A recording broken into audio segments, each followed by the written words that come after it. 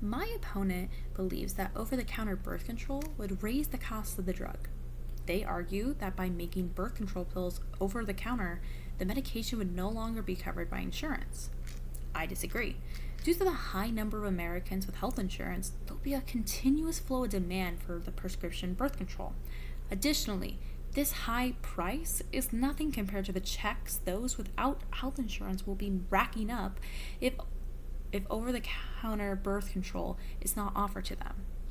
According to Planned Parenthood, a doctor's visit can usually cost $35 to $250 without insurance.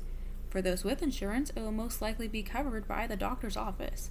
Additionally, it is rather easy for those with insurance to get birth control for lowered prescription prices or even free. However, this neglects the CDC's calculated 8.4% of Americans who do not have health insurance.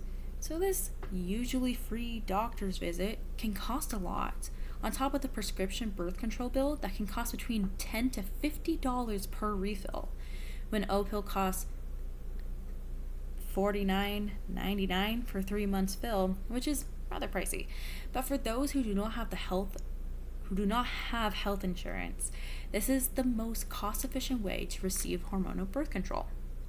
Secondly, my opponent believes that over-the-counter birth control would lead to potentially more unintended pregnancies.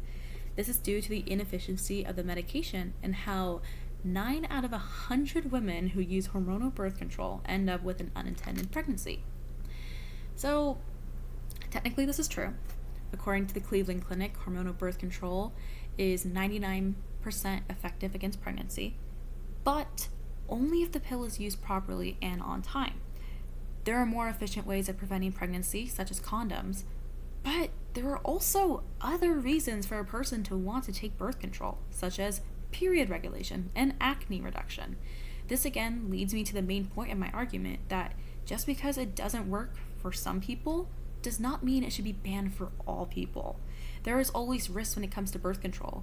With condoms that are 99% effective against pregnancy, there is still the possibility that a tear could occur and a pregnancy would then occur. Finally, my opponent argues that women who take birth control pills without medical supervision are putting their bodies at risk. I don't fully believe this is an incorrect statement, because those who just grab the box and go are probably not doing the best thing for their bodies. But I found that a majority of people who use or want to use over-the-counter birth control have done their own research or have talked to a pharmacist before purchasing the medication. Pharmacists have become the next in charge for those who need medical advice in the past few years. Maya Pandey and Randy Selvey share in their article how pharmacists since the COVID-19 pandemic have been more of a first-hand guide when it comes to medications due to a recent physician shortage.